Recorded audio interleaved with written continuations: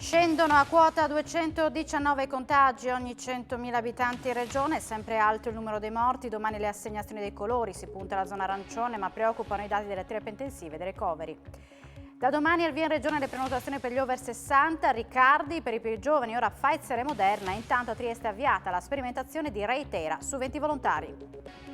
30 famiglie tormentate dai treni sotto casa, a Udine Sud va in scena la protesta dei cittadini contro il traffico ferroviario, diminuzione della velocità dei treni e installazione delle barriere antirumore vicino alle abitazioni. Meteo pazzo d'aprile, ingenti danni a vigneti frutteti per le gelate notturne, il comparto lancia l'allarme, compromesso il 30% del raccolto in Trieste viene invasa dalle meduse. Brutte notizie in casa udinese, si ferma l'allenamento Nuiti che salterà sicuramente la sfida con il Torino, intanto Gotti pronto a lanciare dal primo minuto il duo Forestieri Lorente.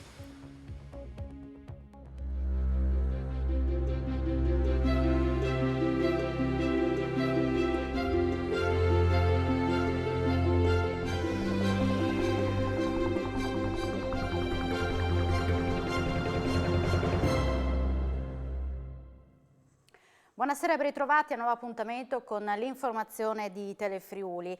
Cala il numero dei contagi nella giornata di oggi nella nostra regione, ma sale il numero dei decessi, 22 a cui se ne aggiungono 7 pregressi. Su 8.193 tamponi molecolari sono stati rilevati 297 nuovi contagi con una percentuale di positività del 3,63%. Sono inoltre 4.871 i test rapidi realizzati, dai quali sono stati rilevati 160 casi, 3,28%. I ricoveri nelle terapie intensive scendono a 77, così come quelli in altri reparti che risultano essere 554. 9 le positività nel settore delle residenze per anziani tra le persone ospitate nelle strutture regionali e 5 contagi tra gli operatori sanitari all'interno delle stesse strutture. Resta quindi alta l'attenzione sulla decisione attesa per domani sui nuovi colori delle regioni. Il Friuli Venezia Giulia, visto il miglioramento dell'incidenza dell'RT, potrebbe passare in zona arancione. Cala l'RT, ora 0,79 rispetto allo 0,98 di una settimana fa, ma l'indice di contagio non è l'unico indicatore relativo al Friuli Venezia Giulia che nell'ultima settimana ha visto un miglioramento. Cala e scende sotto la soglia discriminante di 250 anche l'incidenza, vale a dire il numero dei casi Covid ogni 100.000 abitanti, ora pari a 219. I dati che emergono dalla bozza di monitoraggio settimanale dell'Istituto Superiore di Sanità inviati la scorsa notte alle regioni dicono che il Friuli Venezia Giulia in questo momento sarebbe da zona arancione. Il tutto alla vigilia della giornata in cui si decideranno i nuovi colori delle regioni italiane. Ieri il vicegovernatore Riccardi aveva comunque invitato alla prudenza relativamente a un possibile allentamento delle misure già da lunedì per quanto riguarda la nostra regione, ma questi sono in ogni caso i dati con cui il Friuli Venezia Giulia si presenterà a Roma per la decisione. I numeri consegnati dalla task force regionale confermano un trend positivo già emerso nei bollettini quotidiani della regione e registrano anche il calo dei contagi, la riduzione di rapporto positivi tamponi, dei focolai attivi e dei nuovi focolai. Restano tuttavia sempre alti i tassi di occupazione di posti letto con pazienti Covid, 46% in terapia intensiva su una soglia di sicurezza del 30% e 47% negli altri reparti, in miglioramento rispetto al 53%, ma sempre sotto la soglia critica del 40%. Vertice questo pomeriggio tra il Presidente del Consiglio Mario Draghi e le regioni per la questione del Recovery Plan, un incontro interlocutorio sul quale al momento non ci sono commenti da parte della Regione Friuli Venezia Giulia.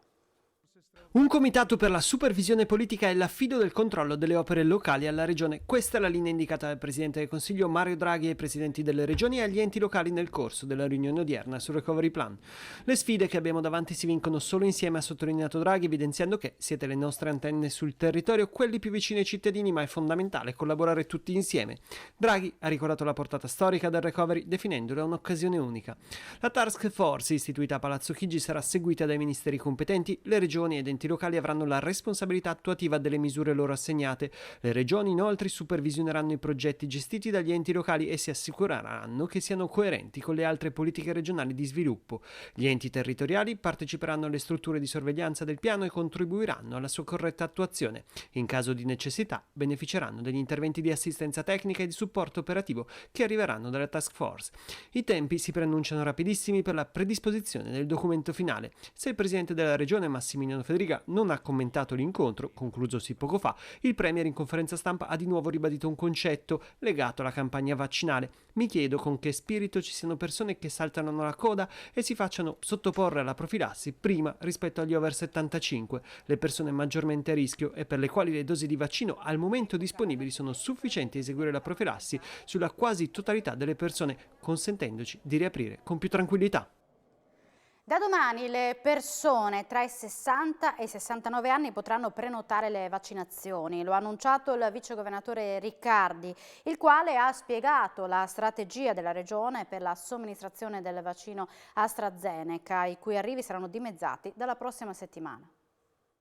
Via libera da domani alle prenotazioni per il vaccino anti-Covid per la fascia 60-69 anni. Lo ha annunciato il vicegovernatore del Friuli Venezia Giulia, Riccardo Riccardi, che ha anche parlato delle nuove raccomandazioni sulla somministrazione del vaccino AstraZeneca, che dovrebbe essere inoculato preferibilmente agli over 60 e a chi attende la seconda dose. Da domani apriremo le agende agli over 60 e quindi vedremo l'impatto che ci sarà sulle adesioni di questa possibilità nella categoria tra i 60 e i 69 anni.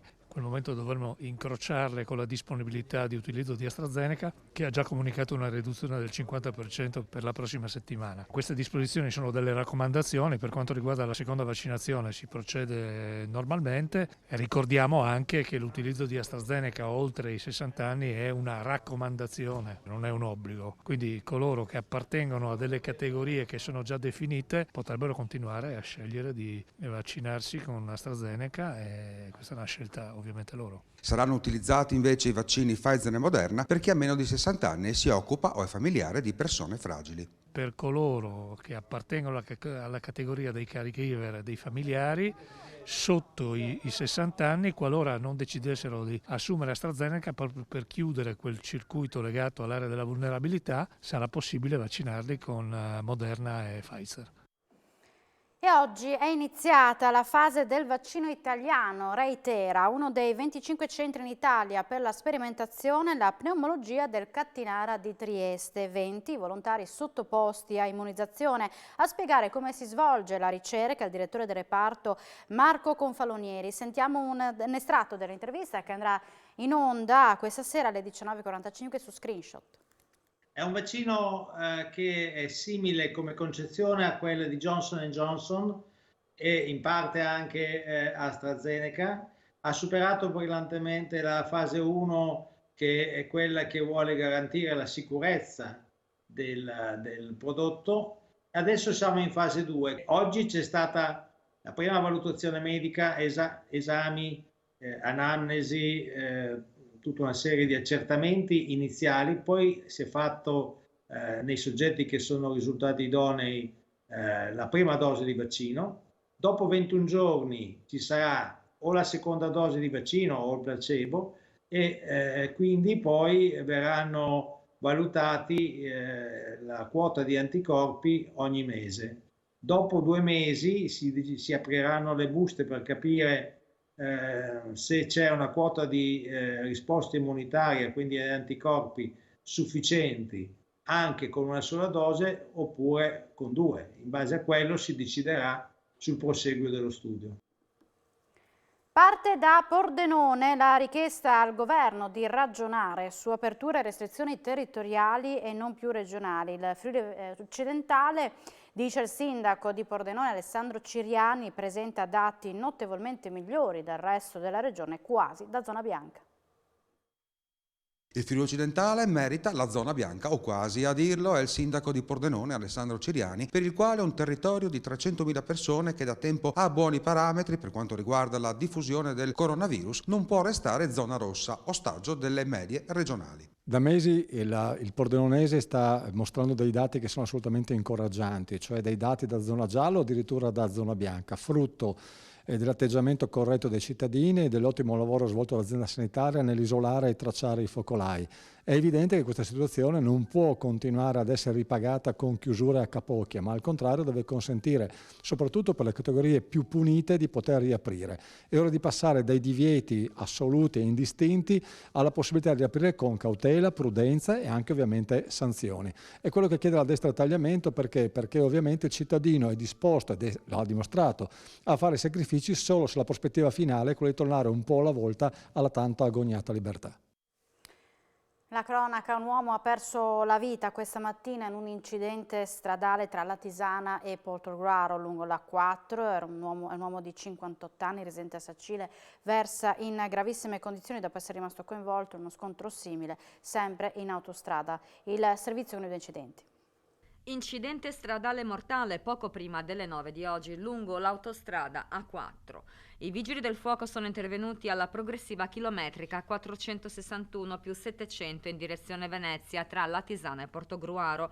Poco prima del casello per un tamponamento tra mezzi pesanti, deceduto purtroppo l'autista, rimasto schiacciato nella cabina di guida. I pompieri arrivati da Portogruaro e dal distaccamento di Latisana hanno messo in sicurezza i mezzi e hanno estratto il conducente. Il personale sanitario del SUAM, intervenuto anche con l'eliambulanza, ha provato a rianimare l'uomo, ma purtroppo il medico ha dovuto dichiararne il decesso. Illeso invece l'altro autista, durante le operazioni di soccorso al traffico, è rimasto bloccato. Sul posto la Polizia Stradale di Palmanova, il personale ausiliario dell'autostrada. E anche ieri in prima serata si è verificato un grave incidente stradale, sempre lungo la A4 e sempre in direzione Venezia, all'altezza però del comune di Palazzolo dello Stella. Si tratta anche in questo caso di un tamponamento tra mezzi pesanti grave, uno dei conducenti schiacciato in cabina trasportato in volo a Santa Maria della Misericordia di Udine. Si tratta di un uomo di 58 anni nato in Sicilia, a Enna, ma residente da tempo a Sacile. Versa in pericolo di vita, accolto al pronto soccorso in codice rosso. Una rete di spacciatori dediti al traffico internazionale di droga e allo smercio sulla piazza di Trieste è stata disarticolata dai carabinieri. Le indagini hanno portato a 4 arresti. In manette 3 triestini di 20, 34 e 40 anni e un muggesano 37enne. Denunciati per spaccio anche una 46enne di Muggia, un 32enne triestino. Sono stati sequestrati oltre 3 kg di marijuana, 12 grammi di cocaina, 29 pastiglie di ecstasy e 2 grammi di anfetamina. Una ventina di giovani che saranno segnalati alla prefettura quali assuntori di droga. I carabinieri del NOE di Udine hanno eseguito il provvedimento di sequestro della discarica di Pecol dei Lupi a Cormonso, oltre a confermare l'assenza di autorizzazione integrata ambientale dal dicembre 2010. Le indagini hanno evidenziato altre ipotesi di reato con riferimento alla gestione illecita di rifiuti liquidi in capo a 2 direttori e al direttore del servizio disciplina gestione rifiuti e siti inquinati della regione Friuli Venezia Giulia. Il provvedimento è stato adottato per evitare il protrarsi di condotte illecite. La direzione investigativa antimafia ha effettuato un'ispezione in alcuni cantieri della terza corsia in A4 tra San Stino di Livenza e Latisana. L'ispezione è stata fatta lo scorso 4 marzo ed è stata resa nota oggi dal Ministero dell'Interno nella risposta scritta a un'interrogazione in Commissione Affari istituzionali della Camera sulla presenza della criminalità organizzata nel nord-est. Sull'esito dell'ispezione, ha riferito il Ministero, la DIA farà specifici approfondimenti investigativi. Lutto nel comune di Premariacco, è venuto a mancare l'ex sindaco Franco Delle Vedove, era positivo al Covid, alla guida del comune dal 1985 al 1995, aveva 73 anni ed era contagiato, era stato responsabile dell'Enasarco a Udine. Delle Vedove alcuni giorni fa era stato ricoverato all'ospedale di Udine, ma nella serata di mercoledì è deceduto in seguito a delle complicazioni. Delle Vedove era entrato in amministrazione a Premariacco negli anni 70 fino al 95 e nell'ultimo decennio nei panni di primo cittadino. Chiedono la diminuzione della velocità dei treni nei pressi degli abitati e l'installazione di barriere antirumore. Sono stremati i cittadini che risiedono a Udine Sud, nella zona adiacente alla tratta ferroviaria Udine-Trieste. Dal 2014 hanno composto un comitato formato da 30 famiglie che ancora oggi chiedono giustizia. Noi chiediamo prima di tutto un abbassamento della velocità soprattutto dei merci che percorrono questa tratta la sera, di notte, La seconda parte importante anche è che non usino gli acustici loro, le trombe, suoni, robe varie, e naturalmente quello che è più importante, le barriere antirumore. Questo è un discorso che stiamo battendoci da parecchi anni, però non abbiamo avuto risposte. Sono un comitato composto da cittadini che risiedono a Udine Sud. Dal 2014 la popolazione continua a avere disagi a causa del rumore e le vibrazioni intollerabili prodotte dalla velocità sconsiderata di treni e merci, anche con sostanze pericolose. Perché i bomboloni, le cisterne e tutte altre cose non sappiamo cosa è dentro. La situazione si è poi aggravata dopo la posa di un ulteriore binario adiacente alle zone abitate, tanto da far temere il possibile reiterarsi di incidenti. C'è stato nel 96 un tragico evento disastro, anzi per fortuna non disastro ferroviario, in cui una cisterna avrebbe potuto provocare nell'arco di 1 chilometro una strage. Questa è fonte dei vigili del fuoco. Speriamo che le amministrazioni che sono al corrente adottino qualcosa, fra cui le barriere, la diminuzione della velocità ed anche la diminuzione dei fischi che svegliano chiunque. 100.000 euro per le famiglie in difficoltà a causa della crisi causata dalla pandemia e per le piccole imprese in ginocchio per lo stesso problema. Il fondo, derivato da offerte, sarà distribuito sul territorio della Caritas diocesana di Udine.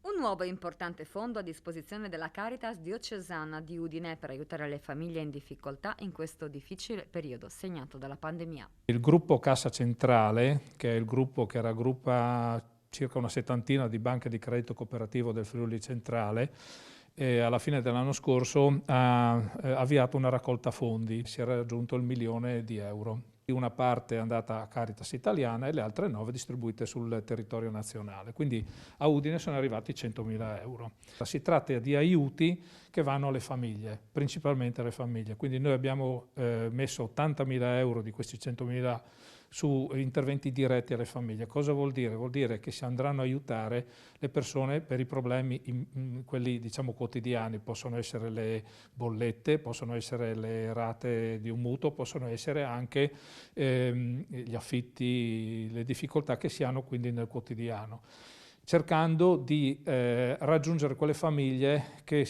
fino a poco tempo fa erano nella normalità, invece adesso per motivi particolari sono un po' scese di reddito. Ecco, gli altri 20.000 euro invece li impiegheremo, coinvolgendo anche Caritas Pordenone e Gorizia, per aiutare le microimprese. Il Consiglio regionale lavorerà a una norma unitaria contro la violenza di genere e a tutela delle vittime di femminicidio. Un comitato ristretto per arrivare a una norma unitaria di tutto il Consiglio regionale a garanzia e tutela delle donne. La terza commissione consiliare ha deciso di delegare la creazione di una norma a un gruppo di lavoro dedicato con l'obiettivo di unire le due proposte presentate rispettivamente da Ilaria Del Zovo del Movimento 5 Stelle e da Mara Piccin di Forza Italia. Per arrivare a una proposta però ci potrebbero volere 6 mesi, in quanto a marzo un terzo provvedimento presentato da Simona Liguori era stato bocciato dall'Aula. Nel testo dei cittadini era stata chiesta la creazione di un fondo per le vittime di femminicidio, in particolare per gli orfani. Era stata una forzatura voluta dai cittadini, ha attaccato Piccin, in quanto sarebbe bastato ritirare il provvedimento. In ogni caso, se necessario, attenderemo 6 mesi, ipotesi confermata anche da Ivo Moras, dopo che Maria Grazia Santoro del Partito Democratico ha ricordato le regole del Consiglio. La stessa Liguori ha specificato di non voler guardarsi indietro. I 2 provvedimenti su cui lavorerà il Comitato Ristretto prevedono la promozione della cultura dell'inviolabilità e il contrasto di ogni forma di violenza e discriminazione, non solo quella contro le donne. Sono previsti processi di formazione e informazione rivolta a studenti, insegnanti e a chi lavora nella comunicazione, sostegno e supporto alle vittime, il finanziamento di centri violenza e case rifugio. L'obiettivo è poi di creare un tavolo di coordinamento permanente, l'albo regionale delle associazioni contro la violenza di genere e il piano triennale degli interventi. Si parla anche di formazione degli operatori e del recupero dei responsabili di atti violenti. A livello finanziario sono previsti 3 fondi: per il patrocinio legale alle donne vittime di violenza, la prevenzione e il contrasto alla violenza di genere, la solidarietà agli orfani. Nonostante la crisi della pandemia da Covid, Fincantieri chiude inutile il 2020. Nel corso dell'anno è stata consegnata la 100ª nave da crociera costruita dal colosso italiano Nuovo Ponte San Giorgio di Genova. Il 2020 si è chiuso con un utile di 963.000 euro che sarà destinato a riserva straordinaria e legale. L'Assemblea degli azionisti di Fincantieri ha approvato il bilancio della SPA al termine dell'assemblea che, causa emergenza Covid, si è tenuta in via telematica. L'anno, segnato dalla pandemia, al momento si chiude senza ripercussioni con 5,9 miliardi di ricavi, 314 milioni di EBITDA, 4,5 miliardi di ordini acquisti e, aspetto più importante, nessuna cancellazione degli ordini con 116 consegne fino al 2029. Nel corso del 2020 la compagnia ha consegnato 19 navi realizzate negli 11 cantieri del gruppo, completando anche la costruzione della 100ª nave da crociera, la Enchanted Princess. Alla parte di progettazione e innovazione in campo marinaresco si aggiunge quella delle infrastrutture con la partecipazione alla costruzione del Ponte San Giorgio a Genova, inaugurato il 4 agosto 2020 e andato a sostituire il Morandi, crollato il 14 agosto del 2018. L'amministratore delegato Giuseppe Bono in un videomessaggio ha sottolineato come nel 2020 la pandemia ha messo durissima prova all'economia mondiale senza risparmiare alcun settore, tantomeno la grande industria. In questo scenario abbiamo dimostrato una notevole capacità di risposta riprogrammando le nostre produzioni anche con la revisione dei processi organizzativi. Possiamo quindi dirci molto soddisfatti della reazione del gruppo. Fincantieri oggi può contare su oltre 20.000 dipendenti, dei quali il 49% in Italia e il 94% a tempo indeterminato. L'Assemblea ha anche deliberato l'autorizzazione all'eventuale acquisto di azioni proprie nel corso dei prossimi 18 mesi, operazione comune che attuano le SPA, come segnala il mercato, per far crescere la fiducia nel titolo. Eurotech ha un nuovo amministratore delegato. Dopo le dimissioni di Roberto Siagri, il CDA ha nominato per cooptazione Paul Ciaula, il presidente dell'azienda di Amaro, quotata a Piazza Affari ed attiva nell'edge computer, nelle soluzioni per l'Internet of Things. Patrizio Mappelli ha commentato: siamo lieti di aver trovato un manager con comprovate esperienze internazionali nella gestione del business e nello sviluppo di strategie globali in grado di condurre la società in un rinnovato percorso di successo. Importante accordo sottoscritto da Confindustria Udine in favore delle start-up associate in collaborazione con la rete di imprese ProCross di Udine. Le associate di Confindustria potranno accedere ad attività di consulenza e assistenza integrata legate al crowdfunding. L'obiettivo, ha spiegato Dino Ferragotto, vicepresidente di Confindustria Udine, è sgravare le nostre start-up da tutta una serie di attività che rischiano di minarne il successo. E rischiano di rimanere senza un minimo di reddito perché, oltre ad aver perso il posto di lavoro, sono stati dimenticati dalle istituzioni. Sono gli oltre 15.000 addetti del settore agricolo che prestano servizio stagionale in Friuli Venezia Giulia. Sabato saranno davanti alla prefettura di Udine per manifestare il loro disagio e presentare richieste e proposte. Sono 15.000 in Friuli Venezia Giulia i dimenticati dalle istituzioni. Sono i lavoratori agricoli che nella maggior parte dei casi sono stagionali come gli operatori del turismo. Per loro non sono previsti aiuti di alcun tipo e non rientrano nella normativa della cassa integrazione in deroga. Tra l'altro sono stati esclusi da ogni tipo di ristoro anche nel decreto sostegni. I maggiormente discriminati sono quanti prestano la loro opera negli agriturismi e nel settore del florovivaismo e rischiano di rimanere senza un minimo di reddito. È giusto far sentire la loro voce, spiega Stefano Gobbo della Fly Cisl, annunciando per sabato una manifestazione regionale davanti alla prefettura di Udine che fa seguito a quella nazionale del 31 marzo scorso. Tra le richieste che saranno annunciate nell'occasione figurano il bonus per gli stagionali e la sua compatibilità con il reddito di emergenza, l'estensione della NASPI ai dipendenti a tempo indeterminato di imprese cooperative dei loro consorzi, tutele ai lavoratori agricoli nelle zone colpite da calamità naturali e il riconoscimento di una cassa integrazione stabile anche per i pescatori. L'agricoltura è il settore rifugio di molti giovani in cerca di prima occupazione, conclude Gobbo, che purtroppo in questo momento sta lasciando a casa troppe persone senza reddito. Una notte intera tra i filari a muovere l'aria per evitare ristagni di umidità e quindi gelate dannose per le piante. Alla Tisana si è operato così in attesa di soluzioni definitive come l'invocato intervento per arrivare ad un sistema di irrigazione antibrina. Intanto la conta dei danni parla di un raccolto compromesso al 30%, per una stima definitiva bisognerà attendere ancora qualche giorno. Qui purtroppo in questa zona non abbiamo gli impianti antibrina perché manca la materia prima, cioè l'acqua, e quindi dobbiamo arrangiarci a risolvere il problema uscendo con gli atomizzatori, quelli che utilizziamo per effettuare i trattamenti, per cercare di muovere l'aria in modo che non ristagni l'umidità sulla frutta, sui frutti, sui fiori. Ecco. È un palliativo, però qualcosa fa. Qual è la temperatura che si è toccata questa notte? Indicativamente dai 4 ai 5 gradi sotto zero anche questa notte. Però il problema è la durata di queste gelate, perché dall'1 di notte si va sotto zero fino alle 8:30. Ecco. Si stima una perdita di quanto? Magari qualcosa si riesce a salvare, però chiaramente i fiori e le foglie, quelle necrotizzate, sicuramente cadranno, quindi sicuramente ci sarà un 30% già così di stima. E a Trieste uno sciame di meduse ha invaso le rive. Si chiamano Rhizostoma pulmo per gli amici medusa barile e soprannominate a seconda dama del mare o polmone di mare. Si tratta appunto di una medusa per lo più innocua, salvo i rarissimi casi in cui i tentacoli possono provocare una irritazione che sparisce in brevissimo tempo, e in questi giorni hanno invaso le rive di Trieste. Il fenomeno, non rarissimo, è stato causato verosimilmente dal vento e dalle correnti. Le meduse si sono poi radunate in uno sciame vicino alla superficie dell'acqua, dove c'è più caldo e più luce e di conseguenza maggior presenza di plancton. Si tratta di animali comunque arrivati alla fine del loro ciclo vitale.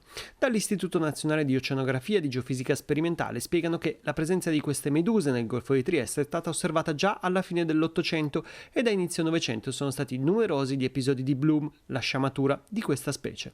Dall'inizio degli anni 2000 questi fenomeni sembrano però essere diventati più frequenti e durare più a lungo. Quando le condizioni meteo marine spingono le meduse sotto costa, proprio come oggi, ci accorgiamo di quanto siano diventate numerose.